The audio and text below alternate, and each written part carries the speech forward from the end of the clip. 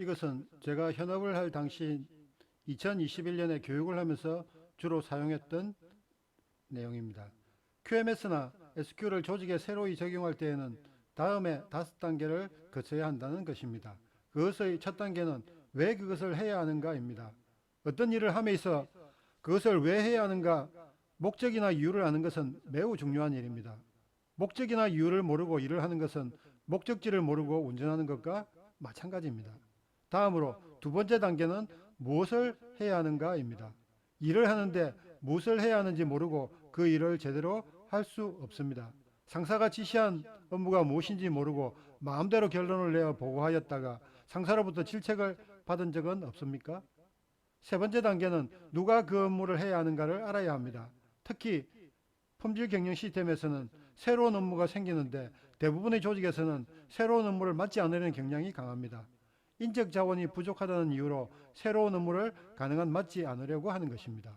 그러므로 품질 경영 시스템이나 SQ 업무를 함에 있어 누가 그 업무를 책임질 것인지 결정하는 것은 매우 중요한 일입니다. 다음으로 네 번째 단계는 그 업무를 어떻게 해야 하는지 알아야 합니다. 일의 방법을 알지 못하면 제대로 할 수 없을 것입니다. 자전거를 타면서 자전거를 타는 방법을 모른 채 타고 다닐 수 있을까요? 그리고 지속적으로 그 업무를 꾸준히 하는 것이 마지막 단계입니다. 이런 순서는 업무뿐만 아니라 운동을 시작하거나 새로운 취미 활동을 할 때도 마찬가지로 적용이 가능합니다. 품질 경영 시스템을 이해한다는 것은 4장에서 10장까지 어떤 내용으로 이루어져 있는 것지를 이해하는 것입니다.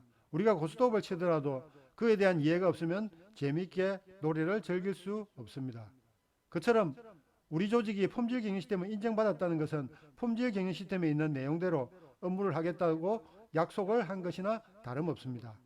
우리가 고스톱 게임에 참여하겠다고 해놓고 고스톱을 어떻게 하는지 모른다면 과연 그 게임에서 우리가 이길 수 있을까요?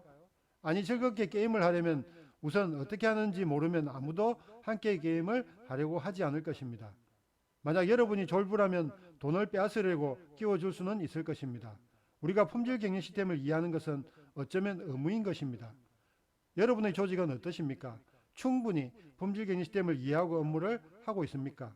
아니면 돈만 주고 인증서로 시스템을 유지하면서 시스템은 따로 움직이고 있습니까? 지금부터 제대로 품질 경영 시스템을 이해하고 적용하기 위하여 우선 자신의 꿈을 대입시켜 품질 경영 시스템을 이해하는 시간으로 달려가겠습니다. 먼저 자신의 꿈이 없다면 꿈을 만드는 시간을 충분히 가져보시길 바랍니다. 만약 품질 경영 시스템 요구사항을 읽는 것이 부담스럽다면 한번 들어보는 것으로 읽는 효과를 기대할 수 있을 것입니다. 그러므로 읽기가 부담스러우신 분들은 직접 녹음하여 100번을 들어보시는 것도 좋을 듯 합니다.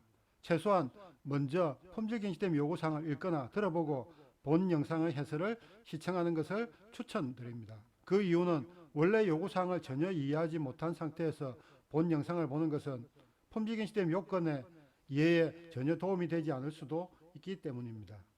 4.1 조항의 제목은 조직과 조직 상황의 이해입니다. 조직 및 조직의 상황을 이해하라는 것은 꿈과 연결시켜서 생각하면 꿈과 관련된 내부 이슈를 파악하라는 의미입니다. 내부 이슈를 검토함으로써 자신의 꿈을 달성하는 데 부정적인 요소가 있다면 이를 해소하기 위한 방법을 찾아서 해결해야 한다는 뜻입니다. 예를 들어 저의 꿈 7010-234를 달성하는데 제가 강의할 미래에 강의가 오프라인보다는 온라인 위주로 바뀐다는 추세라면 이에 대한 상황을 고려해야 한다는 뜻이 되겠습니다. 사실 제가 처음 7010-234라는 꿈의 숫자를 만들면서 2020년에 발생한 코로나19의 상황은 전혀 예측하지 못했고 고려 대상에도 없었습니다.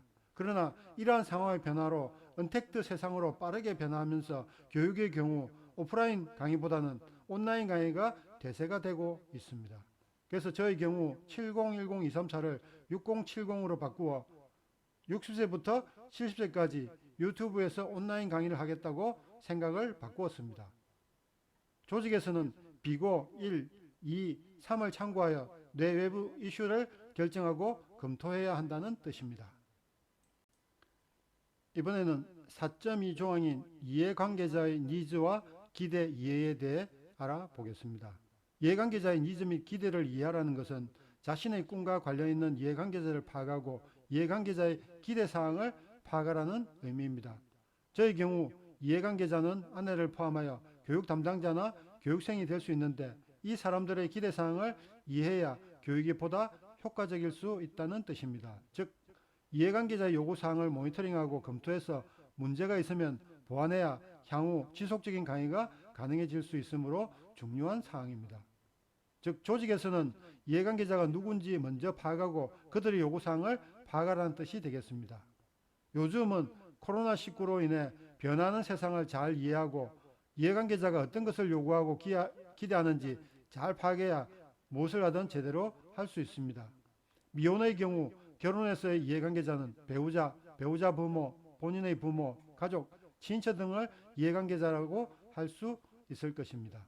결혼해서 이해관계자의 요구사항을 무시하거나 모를 경우 결혼에 나쁜 영향을 줄 수 있으므로 파악하는 것이 꼭 필요합니다.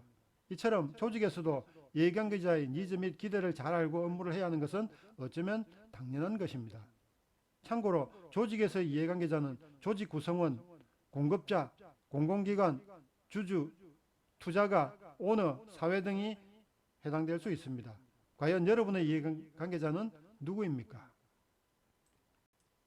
이번에는 4.3 조항 품질 경영 시스템 적용 범위 결정에 대해 알아보겠습니다. 조직에서 품질 경영 시스템의 적용 범위를 어디까지 할 것인가를 정하는 것입니다. ISO 9001까지만 적용할 것인지 IATF 16949까지 적용할 것인지를 정하는 것을 의미합니다. 요구사항에 나와 있는 A, B, C 사항을 고려하여 정하면 되겠습니다. 저의 경우 제품이 교육이라는 서비스가 제품이므로 이를 고려하여 품질 경영 시스템의 경계 및 적용 가능성을 정하면 되겠습니다. 그러므로 만약 품질 경영 시스템을 도입한다면 자동차 업종에 해당되는 IATF 1694의 적용보다는 ISO 9001의 도입이 적합할 것입니다. 품질 경영 시스템의 적용 범위를 정할 때 잘못하면 조직 구성원이 힘들게 일하면서 비용 증가라는 나쁜 결과가 생길 수 있으므로 잘 고려해야 합니다. 보고 있다고 아는 것이 아니고 알고 있다고 이루어지는 것은 아닙니다.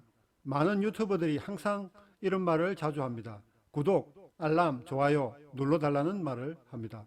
그러나 단지 구독만으로 여러분의 인생에는 어떤 일도 일어나지 않습니다. 제가 이 영상을 만든 목적은 누군가를 변화시키기 위해 만든 것입니다. 구독보다는 구체적으로 알아간다는 마음이 더 중요합니다. 다음으로 좋아요보다는 실천을 하겠다는 마음이 더 중요합니다. 좋아요를 누르면 많은 사람들이 볼 수 있는 기회가 될 수 있으므로 좋아요를 누르는 수고는 필요할 수도 있습니다. 마지막으로 알람이 없어도 매주 월, 수, 금 오전 7시에 자동적으로 시청할 수 있도록 운영하겠습니다. 저희 채널에 올라간 영상을 시청하시는 여러분들의 실천을 기대하겠습니다. 사실 100권의 책을 읽는 것보다 한 권의 책을 읽더라도 실천하는 사람이 성공할 가능성이 더 높다는 사실을 꼭 기억하시길 바랍니다.